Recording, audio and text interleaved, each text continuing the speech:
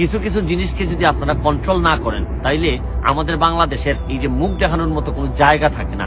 মুক্তিযোদ্ধাদেরকে একটা সুবিধা দেওয়ার চেষ্টা করেন, কারণ তারা বাংলাদেশের সূর্য সন্তান, এবং এই ব্যাপারগুলো যখন সামনে আসে তখন কিন্তু আমরা লজ্জা পাই, কারণ বাংলাদেশে এতগুলো প্রতিষ্ঠান যে আমরা নষ্ট করে ফেলছি। এখন যদি মুক্তিযোদ্ধাদের যে এই মুক্তিযুদ্ধ এবং মুক্তিযোদ্ধাদের এই প্রতিষ্ঠানটাকে যদি আমরা ধরে রাখতে না পারি, তাহলে বাংলাদেশ কি নিয়ে আগাবে? আমি একটা জিনিস জানতে চাই।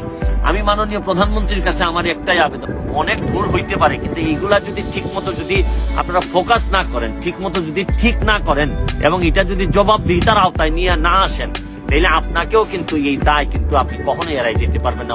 আমি আপনাদেরকে শুধু এইটুকু বলবো যে আমরা যারা মুক্তিযুদ্ধের সময় জন্ম হয় নাই, আমরা এই জায়গাটারে একেবারেই সম্মানের জায়গায় রাখতে চাই।